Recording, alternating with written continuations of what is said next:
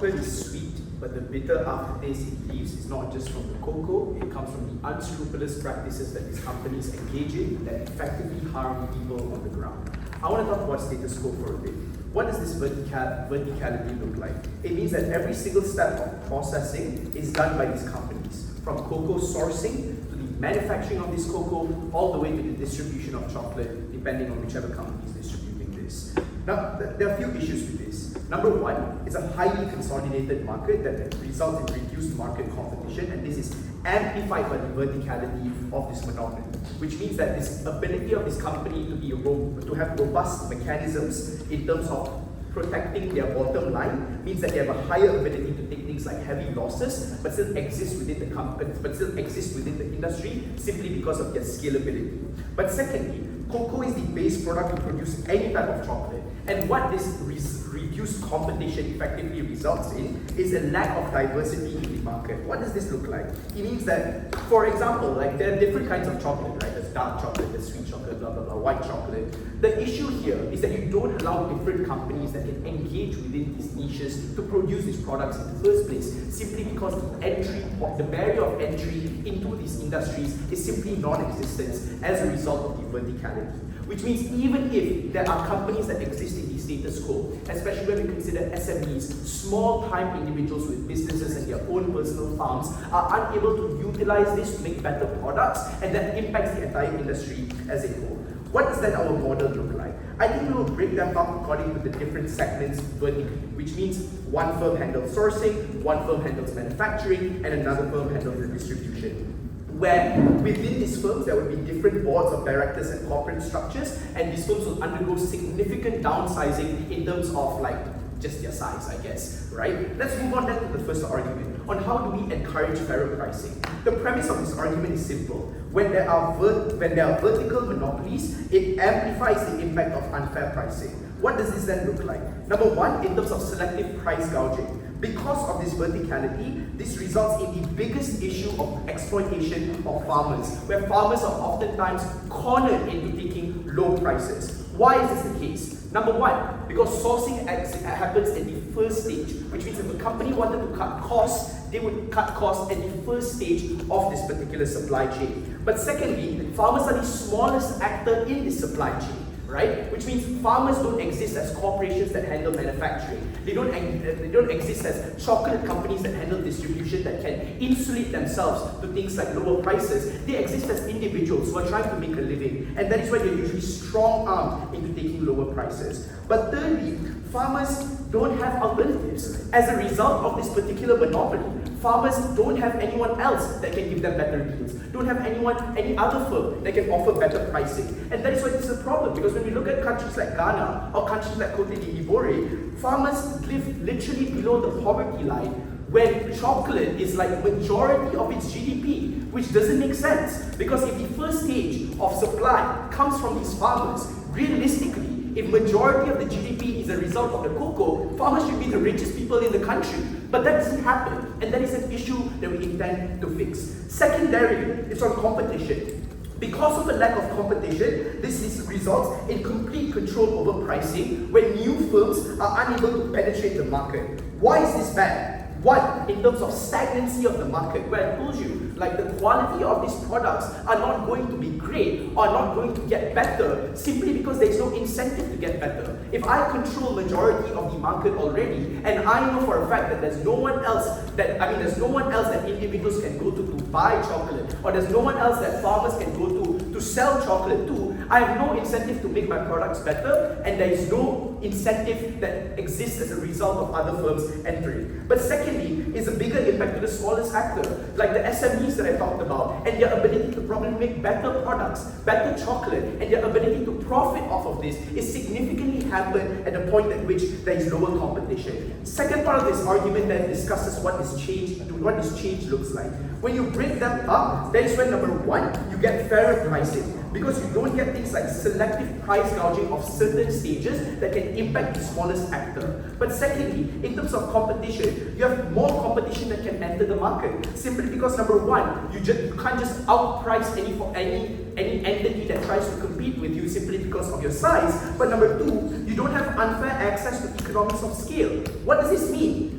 One is that you just can't buy for a low price and sell for a higher price because of your size and your ability to engage within economies of scale. But secondly, companies are more willing to enter the market simply because it's not just the market is more accessible, but it's the accessibility to things like economies of scale as well, where they can also engage in higher production, higher supply, like bigger supply chains that gives them the access to economies of scale. So it's not just the market gets easier to enter, it's also easier to compete with these companies within the market, which is what allows, or which is what incentivizes new forms of competition to enter.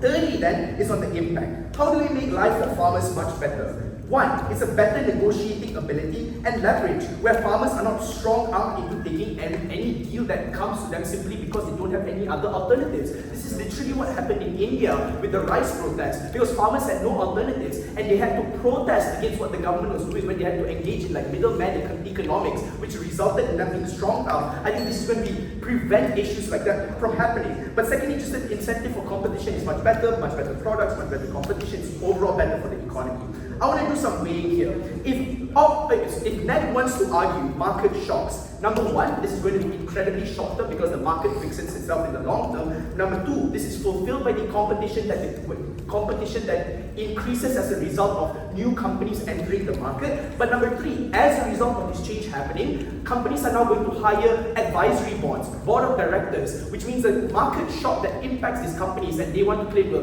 lead to people losing their jobs or whatever, fixes itself in the long term because companies get these advisors who can advise them on what is the best course of action that they can take in an event where we break up these monopolies. Second argument then on why we get better legislature. The problem here is simple. When you're a really big company, their ability to lobby is much better. What do they lobby for? One, it's deregulation, which means their ability to exploit farmers and to strong-arm them into better, like cheaper deals or whatever, is much better. But number two, it's also things like restrictions in terms of unemployment, restrictions in terms of export and imports, which means their ability to control this government in terms of policy becomes supremely high. And it's not just one that impacts the cocoa industry, it's one that trickles down to other industries as well, simply because of how wide-scale deregulation takes place. How do we then change this? Because when we break them apart, number one, this gives them less capital to engage in like donation to specific political parties that can push for this particular political change in like whatever parliament they engage in. But secondly, it also gives them a smaller network.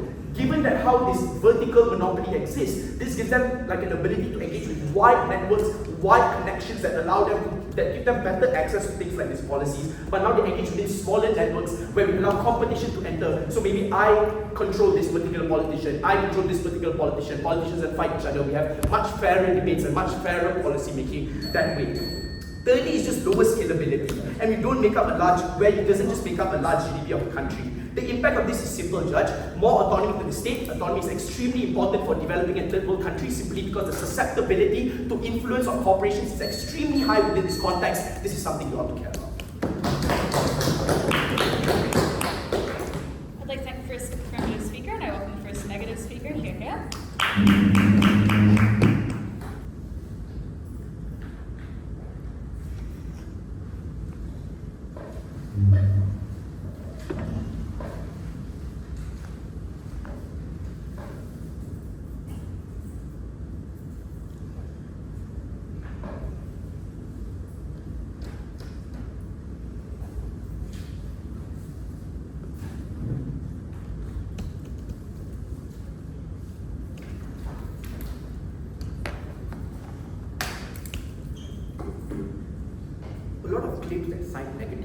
Isn't particularly properly mechanized. For instance, things about international trade, existence of lawyers, lower production costs. I'm unsure as to why this is particularly impactful in the debate, or at best not symmetrical, because even in a world where these companies still exist, you're going to trade things like use different currencies and also use things like lawyers to sort out these contracts and whatnot. Three pieces of responses that I want to deal with the case. The first thing I want to deal about is this contention about the whole idea that cocoa market isn't really big. Infos that clearly suggest you control the largest majority, means the largest portion of the production is virtually dominated by these three companies. This obviously gives us inference that they have high levels of control, and it becomes particularly more problematic or negative when the info set also says it's spread across things like sourcing, processing, and distributing. These are three largest part of the production. The impact then falls on the characterization we give to it was affirmative, that the impact on this control they have over the market amplifies much more largely. Second thing then, their fallback in terms of safety mechanisms such as antitrust laws exist and people buy less quantity. How do you do the second thing first? I think first, affirmative clearly posited to you, cocoa doesn't mean just chocolate. This is your chocolate flavored milk, your ice cream chocolate, your rice cakes. This is the base product that you use across multiple products. This means anything that has to do with chocolate is largely being imported. And if they want to claim that this isn't something that you need, rice cakes are to a large extent staple products in most countries itself. That is why the analysis about India's rice is particularly impactful because it's affecting the market in such a manner. But secondly, the existence of trust law. Three responses as to why it's not working in current status law. The first reason, oftentimes private contract transactions between farmers and these companies cannot be regulated by external governments or parties because they are private, they are bound towards privy towards those two parties only.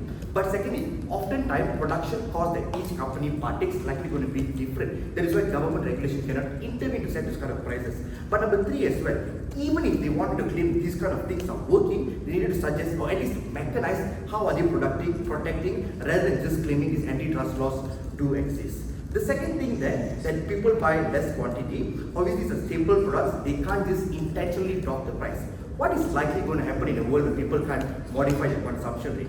Earlier I posited to you, these are things that are very close to people and they consume almost on a daily basis. This means when companies buy from farmers and sell it over to retailers, in order to make profit, the retailer has to sell its prices at a higher cost. Because the production costs increase, they need to go towards the consumer. Why is it particularly problematic when big companies are together? The first thing, it is easier for them to justify shift in market price due to increases like higher oil prices, which increases your logistic costs. When particularly these companies are together, it is easier for them to convince this is likely. In a model which you have multiple different corporations participating, obviously smaller corporations likely going to partake lower production costs. Maybe across the whole country we don't guarantee lower prices, but different facets of the community which doesn't incur as much cost can still offer lower prices to consumers. This is something uniquely we posit under our model. You have to credit this argument. But the second thing we also told you under the same basis, the farmer's ability to negotiate. Why is this particularly important?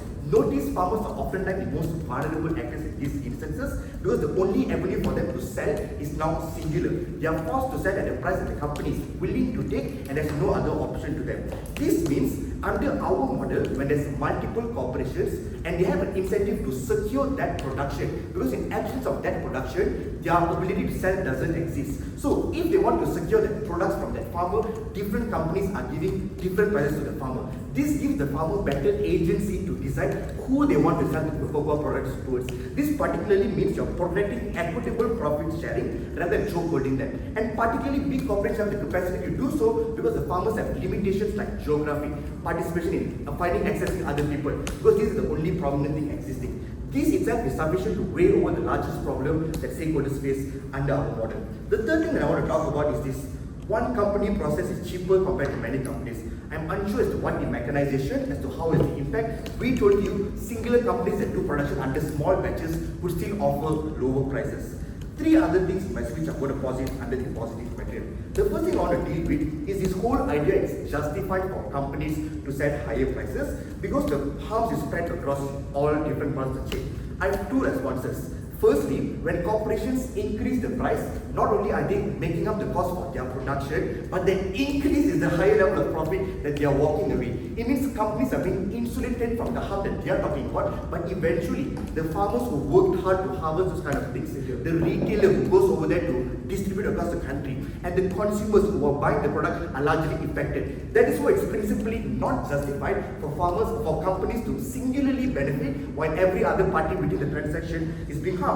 But secondly, even if it's true, there's going to be some sort of loss of demands. The demand is particularly going to affect the small-time retailers, the business owners who largely depend on niches like chocolate cakes, chocolate ice cream in order to make their survival. All these things means big companies are better insulated under their model, but the small and vulnerable actors are being affected. How then do we protect these individuals better under our model? Firstly, the ability for people to partake, access institutions of sourcing, processing and distributions are largely spread across different bases. This means a lesser geographical proximity, lesser amount of taxes you need to pay to go across countries, easier for you to process those materials locally because you have larger, longer shelf life. All this means the production cost that is undertaken by these smaller corporations is also going to achieve. Two things you're going to achieve under this. Firstly, at a point which there's a competition, bigger companies have an incentive to actively try to beat the competition to retain existing market. This means either A, they need to offer lower price to capture those market consumers, or B, maybe for the same price, but they offer higher quantity of the product. In both of these outcomes, people who are consuming still benefit, but at the same time, companies walk away with certain level of profit under their model. But also secondly, we told you the point which many companies participate, the access that we uniquely give to small time actors is one that is unique and you must value more.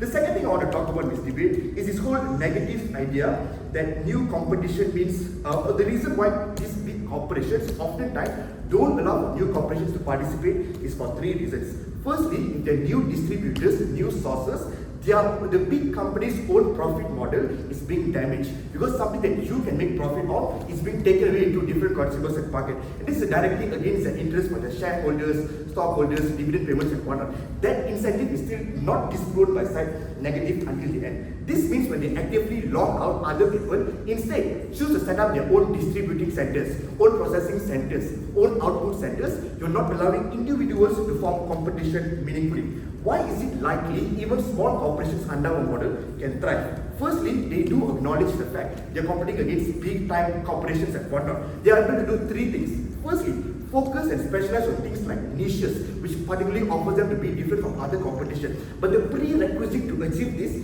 is to get their product on the cocoa itself. But if the cocoa is too expensive, monopolized by certain set of companies, and you don't have the access, individuals can't do this. But also secondly, under their model, the ability for people to do things like research and development is quite stagnant because without them doing it, they already control the large portion of market and they're unlikely willing to do things like research and development because it's expensive, it's hard to do so, you must hire experts. Why would they partake all the costs when they can still make the same amount of profit? But small institutions who want to compete likely have the incentive to distinguish themselves from the competitors, which is much more clear. Three pieces of weight that you have to create to cite affirmative. The first thing is equitable participation for all parties meaningfully, but also secondly, the lower amount of price that we offer to you, and thirdly, protecting the most vulnerable actors. You have to give it to affirmative. Thank you, second affirmative. I welcome second negative. Here.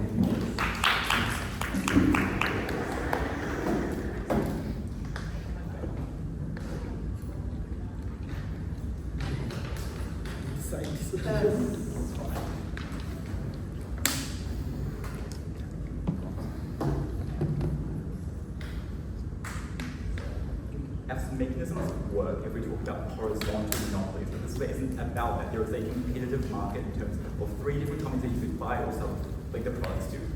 They need to specifically address why the splitting up of different supply chains, even given the context in which most of these players of the supply chain will still be dominated by three firms, is going to be independent. I don't think they're going to use. But three things in the speech. Firstly, they need some framing of the space fundamentally now. Secondly, why they get worse outcomes from farmers, and thirdly, why they get worse outcomes from consumers. So firstly, in terms of framing.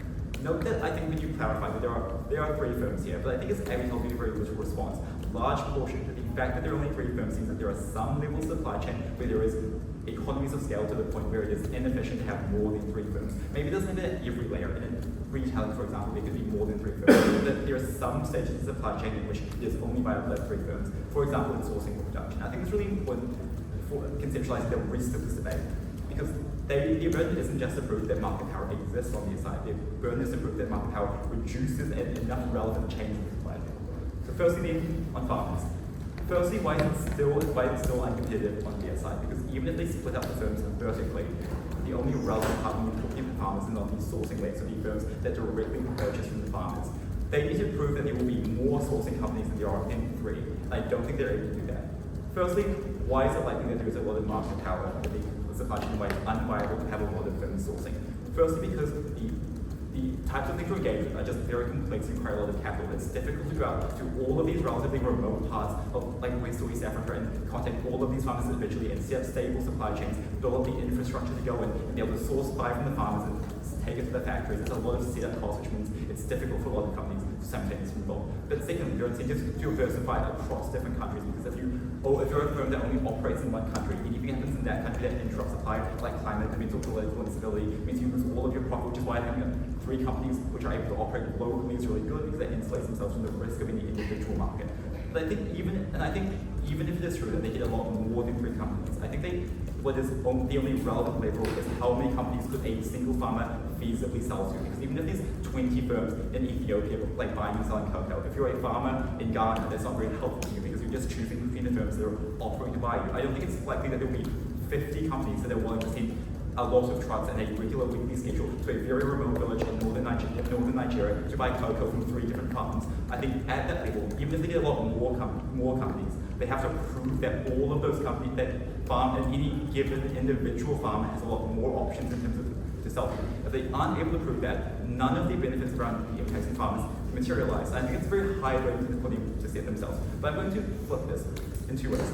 Firstly, know that farmers are locked into a single crop. Sort of, if it is for whatever reason, a very bad environment to be a cocoa farmer, you can farm other crops, and in the medium term there are costs of switching.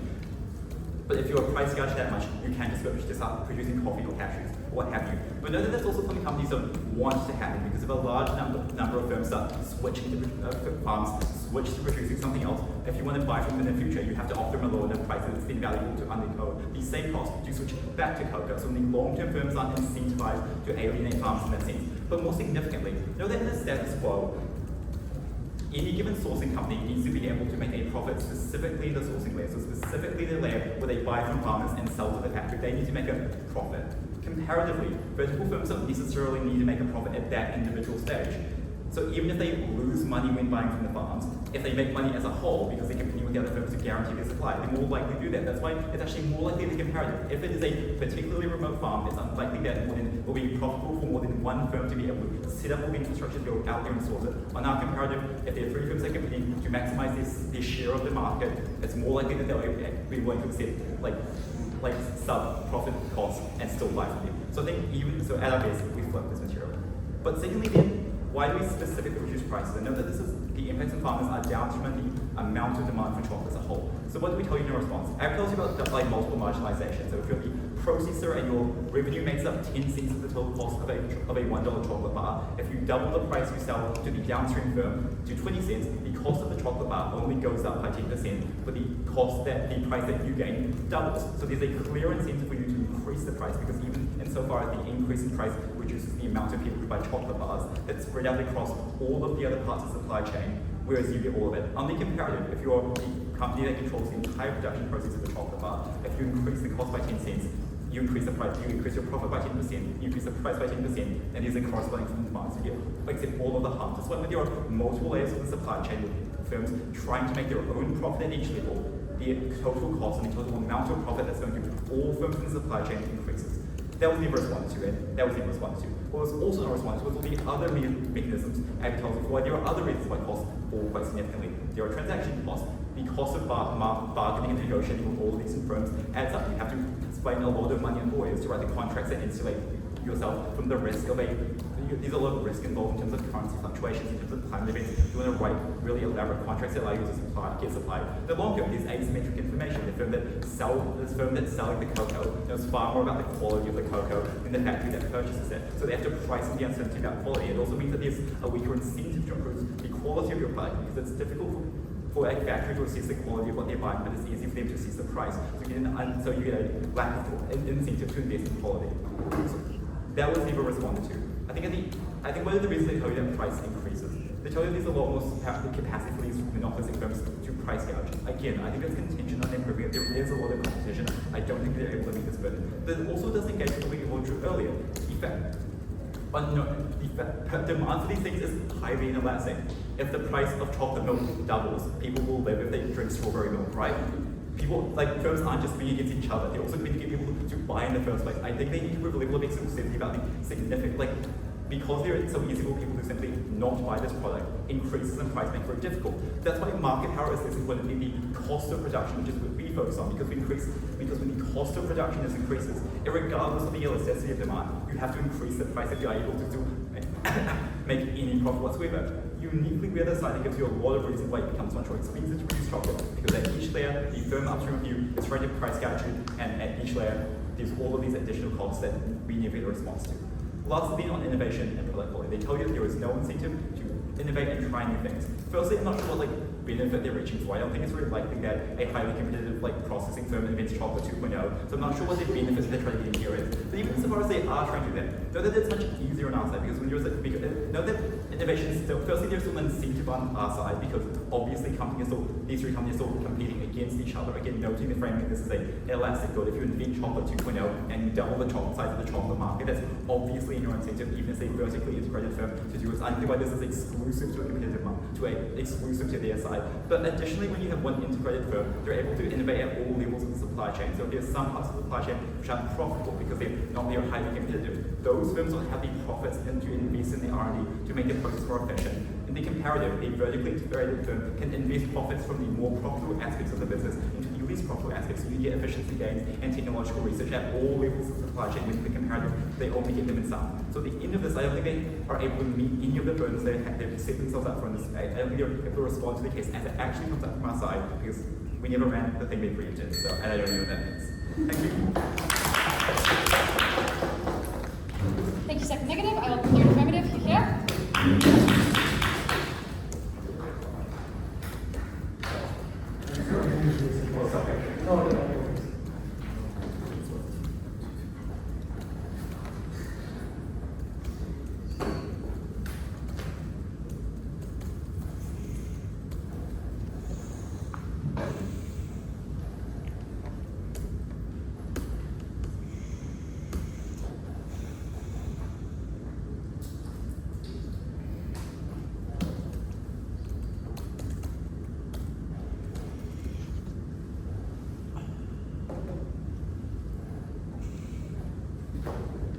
I think the failure of the negative team to understand why a three-company system is still a monopoly really damages their ability to contextualize the case. Because not only do they say that the reason why there are only three companies is because there's an inherent monopoly somewhere in the supply system is something that is wrong, but they also provide you to the very answer why this was not true.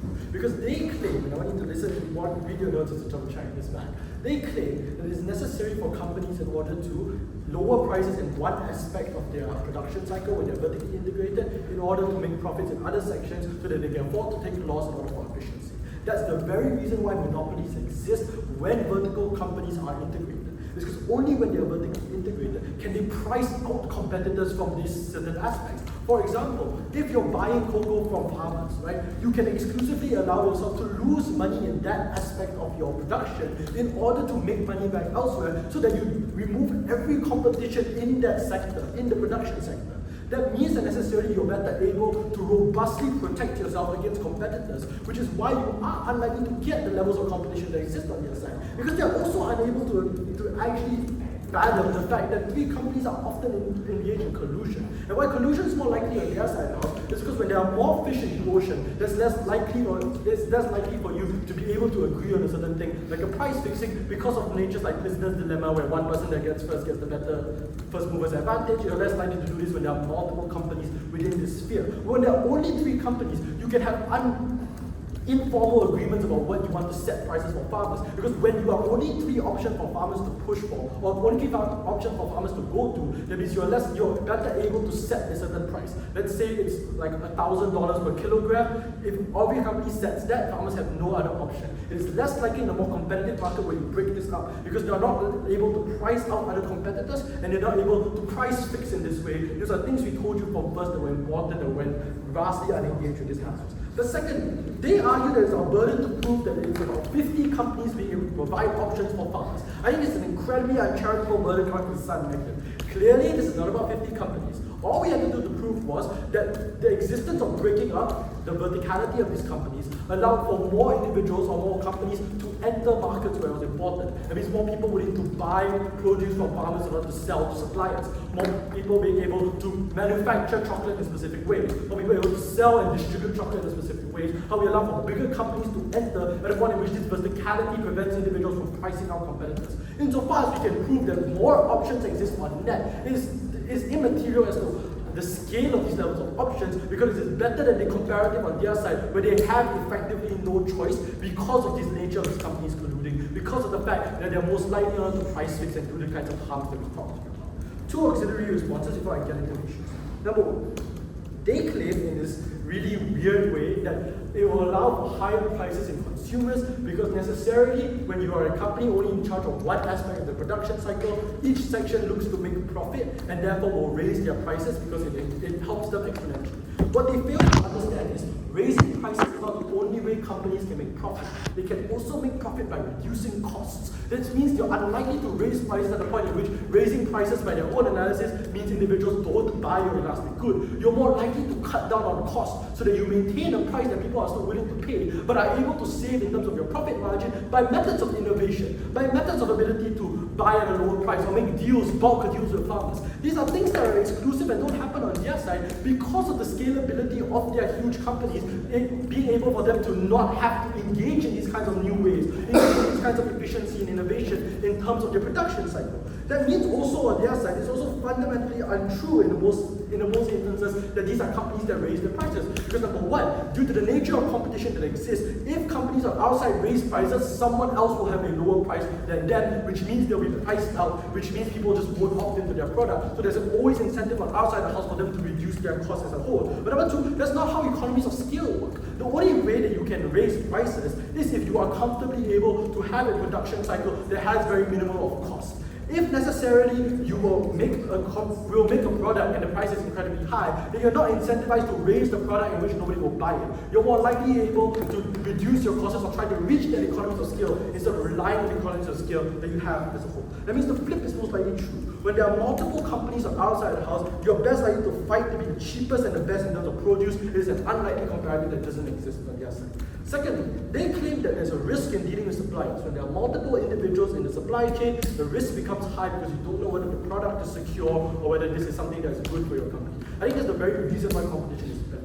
Because when you know there is a risk, there's a higher incentive for companies to be less risky, to appear more stable, so that they are insulated in the supply chain. That means competition happens within companies as well, to be the least risky in terms of who can supply cocoa, to be the least risky in terms of who can get their produce out by winter, the least risky in terms of whose supply chains are better. And that's where competition matters. When there's only 3 companies, these things don't matter as a whole because you're not in threat of losing your job or losing competition to other companies because you hold a vast majority of the market share. So even if, on their best case, there is some level of competition, you own a large enough market share to be insulated from the effects of competition. Only on our side where the market share is split between the availabilities, the sections of production, are then able to be the benefits of competition that we exclusively get.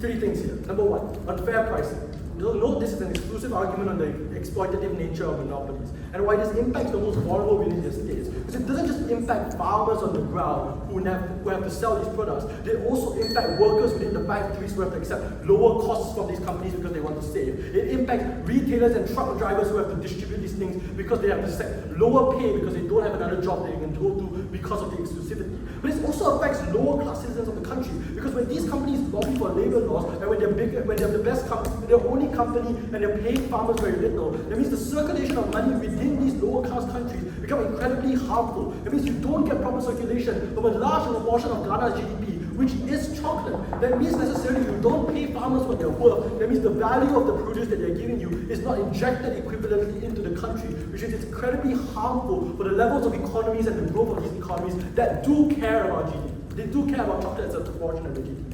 The reason this way is because it's a unique benefit that allows for equitable metrics towards farmers and adjacent individuals. Fair compensation is only possible when there's a multiplicity of individuals because farmers have the ability to tell no to people who are exploiting them and say yes to people who are willing to give them fair compensation. But secondly on competition, and we proved to you that why we get more diversity.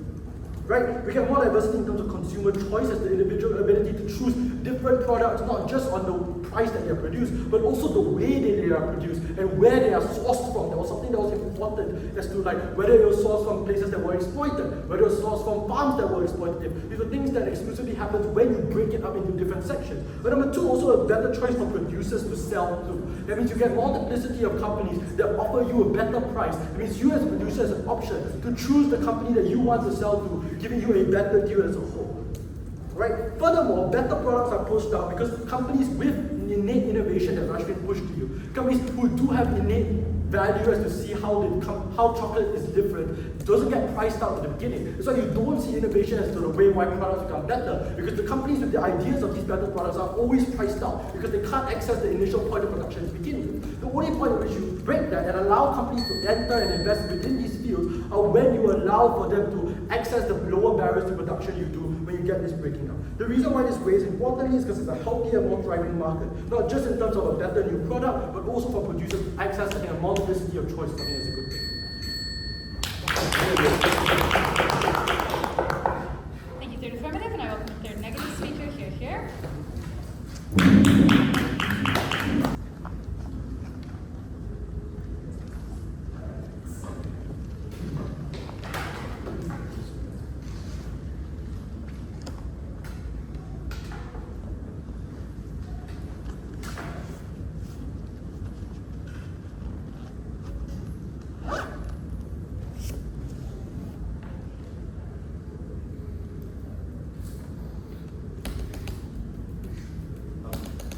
Do you want to just use it?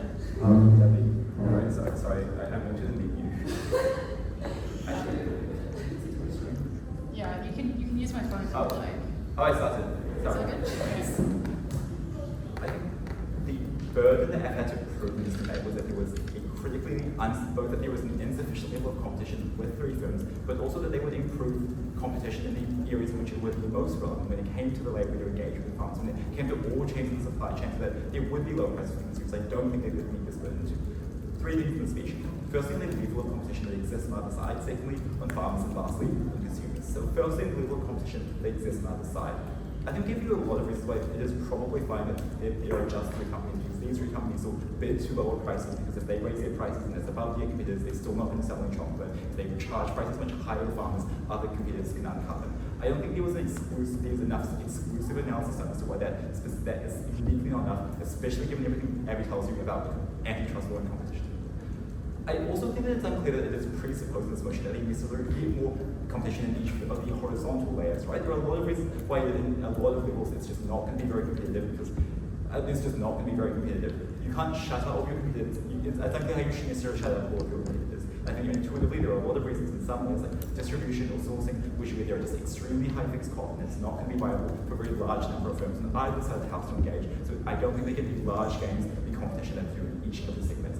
But moving on more specifically to the sourcing and how this affects farmers, because what we told you was that there are three suppliers. But I think we also flipped this by telling you that on the comparative, if the cost of sourcing is very high, you need a very large margin to go into any given village. Note that it doesn't matter how many sourcing firms exist in the world for any given farmer. It matters how many sourcing firms are willing to buy specifically from your farm and in your village. Even if there's 50 more, that doesn't matter. What matters is how many are regularly sending trucks into your village to pick up weekly shipments. I don't think they explain why that changes on the other side. We tell you why it's likely to be better, because the costs are very high. The costs are just so high to move into a new village, because that means you have to undercut the existing producer and pay much higher prices to the farmers, so they go to you instead of the competitor who they've dealt with for a long time already. You have to set up new supply chains, you have a nearby distribution center, see the trucks of the supply I told you about, and that means it's unlikely to be profitable for a lot of it's unlikely to be profitable to compete. Uniquely on our side, when there are three firms, those firms still have an incentive to do all of those costs, to undercut competitors, to steam the trucks in, because even if that particular layer of the supply chain would otherwise be unprofitable, if they can't buy cocoa, they can't make chocolate or make profit out of the later stage of the supply chain. We gave you a unique mechanism where we get much more competitive outcomes for farmers. They don't need the vote, they do. All of the benefits around development and increasing income for farmers and everything else is downstream of proving that they get more, that all individual farmers get more options. Your analysis isn't specific enough to meet this burden. I think that's why we get benefits for farmers. Lastly, on cost, there's very little response to any of the reasons why we told you cost falls. The cost reduction falls. You don't have every stage in the market trying to make a margin. Even if they make a smaller margin, even if the margin each firm in the vertically integrated firm, each supplier in the supply chain makes a smaller margin, you have to sum up all of the margins in the supply chain, whereas there's only one profit margin on our side. There's all the other stuff that Abby tells you that nearly gets responded to. There are a lot of costs involved in all of the negotiations. There's a lot of costs in terms of just not knowing about the quality of the products you're getting. There's the uncertainty about whether or not these relationships will be long-term, so you can't make long-term investments in a given area because if you don't know if the place you're selling or buying to is still going to be around long-term for other companies to move in. All of these things make it much more expensive to produce chocolate. So even if it's the case that on either side companies are making profit, or even if it's not our side, there's something more profit being made. We just introduce by splitting up this company, we introduce so many more inefficiencies into the production process that the cost of production is higher. Even if the margins are the same, the fact that chocolate is more expensive to produce on our side means it will be higher cost to consumers. That is also upstream of all the stuff about farmers, because even if it's the case that farmers get more options, if less people are buying chocolate because it's more expensive, because it's demand for the product they're selling, they don't meet the burdens of the state. This is why we want. Thank you, negative reply. I welcome the affirmative replies and conclude the debate here.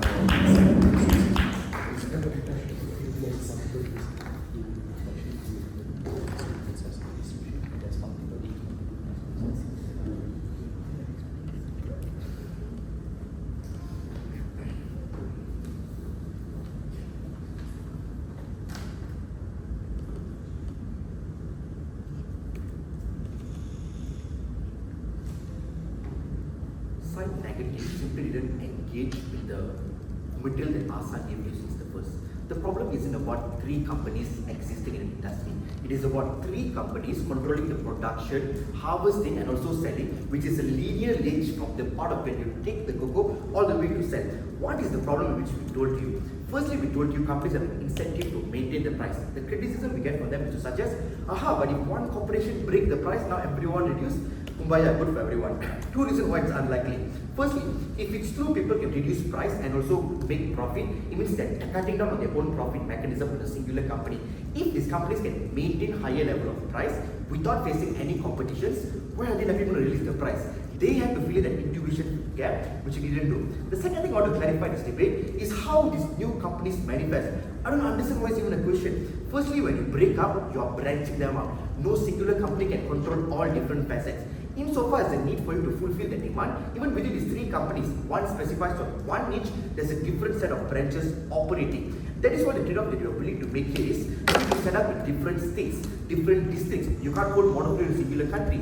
This becomes then cheaper because of lower production costs. It's nearer for you to access, it's nearer for you to ship, it's nearer for you to get the products. All these things effectively means breaking up allows more companies to participate, and instead of more companies participating, we engage in all our metrics. Probably 3 companies do have some level of competition, but we effectively proven to you more participation in the industry breaks down any form of chokehold, but also allows the price to be driven down. 2 parts of my speech there. The first thing I want to talk about is this discussion about how different firms try to increase price across different states, and they claim now the cost of production will increase. Notice we told you that that is a specific reason monopoly increase, because you're able to outprice your competitors at certain aspect where you're willing to lose, but you make back the profits across different sectors. Why is this particularly problematic? Judge, you need to identify the leverage always falls in the hand of the big corporations. Why? Companies always have distributions not towards retailers alone, but obviously big distributors and subsidizers. This means eventually the people who can't afford these products are your small time individuals, retailers who own cake shop, your ice cream man, your driver, people who can't afford to meet those prices. Or if they want to do so, they need to increase the price towards consumers. This means companies are still largely insulated from the harm that they have to take when they lose profit. The third thing that I want to talk about is this whole existence of antitrust law. We told you 3 reasons why it's not working, but you still choose to go regurgitate the same response. But here's the thing, if it's true antitrust law is working, why did this manifestation happen in the first place? If it's true this still exists, these companies are able to circumvent against antitrust laws because they look as if 3 different entities, but they're all chokeholding the industry to a large extent. The second thing I want to talk about is the stability and contracts, because the premise is to claim you're going to increase costs because there's more legal issues, higher costs. Firstly, I don't understand why they assume when we break up, these companies will diminish.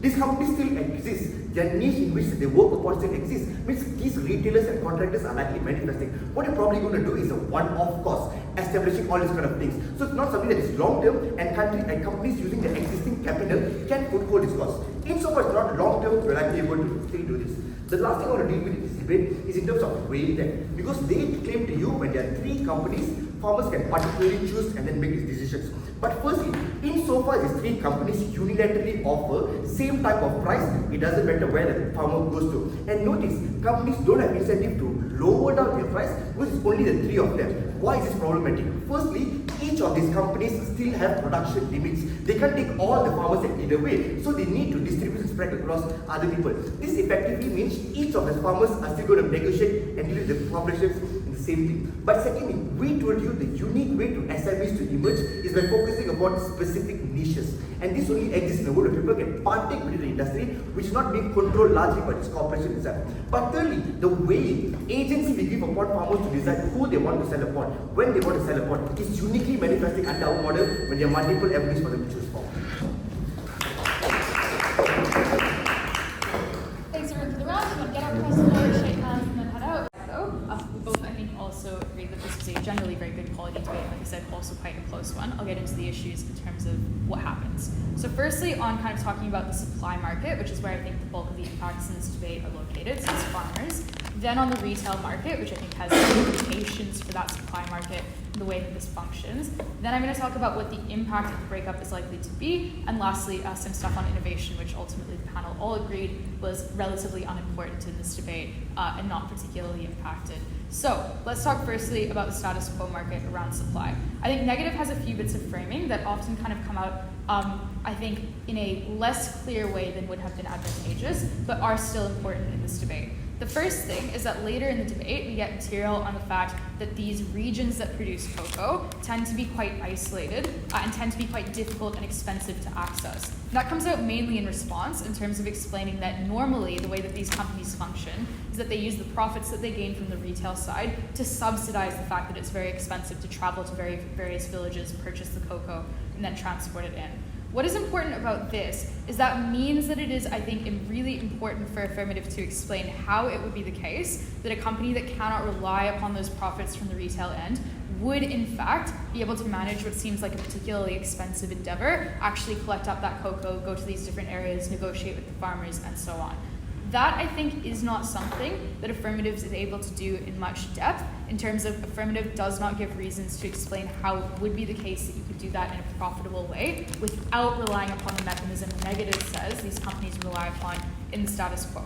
The second thing that we get in terms of what the supply market looks like is that Negative says that there are antitrust laws which prevent the worst forms of abuses. And I think they give reasons, particularly later in the debate, to explain that consumers are particularly interested in this product and that generally there's a lot of interest in antitrust. I think that the issue with this, though, and the reason why I wasn't inclined to credit it in the context of supply markets in particular, is that I think that Affirmative has stronger material quite early at the end of first Affirmative, where they explain that in the past, these companies were so dominant in these supply areas that they were able to do things like successfully push for deregulation, which I think immediately casts doubt on the extent to which antitrust laws in those contexts are applied to companies. But also, I think it is just kind of a bit difficult here, because while I think Negative's material explains why there are antitrust laws that are probably on the books, they never actually explain how those are enforced in these contexts or what that looks like, noting that Negative's own context of isolated villages implies that it would be rather difficult to monitor how this is all taking place. So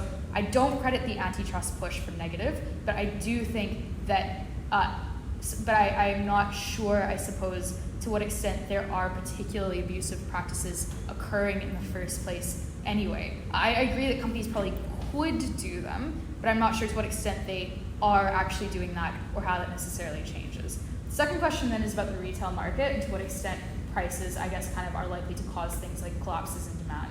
Negative here characterizes this by saying that chocolate, not really an essential. That means that if prices go up only a little bit, people will stop buying it. They point briefly to some competitors like, you'll switch from chocolate milk to strawberry milk. What I would note about debates like this one is that it's often very advantageous for both teams, to have a much clearer picture of what they would define the market as. So, for instance, it would have been helpful, I think, for teams to talk about, if the supply of cocoa beans goes up, is it the case that companies will, purchase other products, make other types of candy, for instance, would have been interesting here. But I think that this material from Negative does at least suggest that there are some instances in which consumers have a lot of other options aside from chocolate, and that means then that those economic forces make it very difficult for the companies to raise prices to a particularly large extent without no longer becoming viable. The second thing I would note, though, is that I do think that these limits are tough to quantify. And the other thing is that although neither team is particularly explicit about this, I think the material on how there are globalized supply chains and stuff like that points to the fact that a lot of the retail sales of chocolate happen in pretty rich contexts, which I think kind of casts a bit of doubt. And just kind of like, I think the OIV kind of has a sense of what the cost of a chocolate bar is. So I'm not too sure, you know, to what extent, like where that line sits or where that cap sits. I assume it exists somewhere. But I suspect that there's at least some ability to move here. What that really means then is that I think that it is difficult then, if Negative is able to prove that breaking up these companies would cause costs of production to increase, that means that it's harder for Affirmative to actually prove that those broken up companies would succeed, which means that a lot of their benefits around competition fall into doubt if they're not able to meet that burden. Because if the new companies fail, or if it's very hard for new competitors to enter in, then the benefits of competition obviously don't materialize. So what happens when you break up these companies? Firstly, on farmer profits. I think Negative's material on why it is necessary to subsidize the cost of actually purchasing the cocoa with the profits at the retail end does not receive a strong response from side Affirmative.